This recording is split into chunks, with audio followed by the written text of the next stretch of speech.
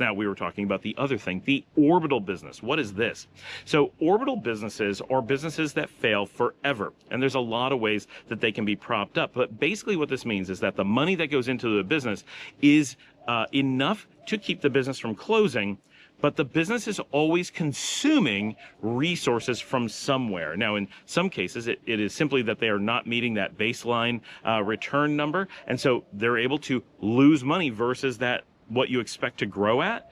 And so in a business perspective, they're losing money, but into just normal people who aren't thinking in business terms, they think of it as making a tiny bit of money. This is a very dangerous place because people get sucked into, but my business is making me 8% per year.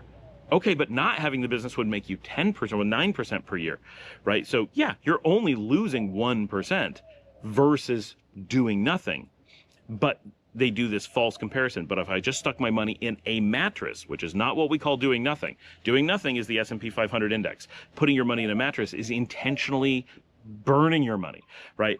Versus intentionally throwing my money away and letting it erode to inflation, the business is doing better than that. Well, okay, yes, it is, but it's not meeting the definition of a successful business. It is still losing money. It is not at that 9%. And considering the risk, it's got to be at least 10 or 11%, if not 15, to be considered a success.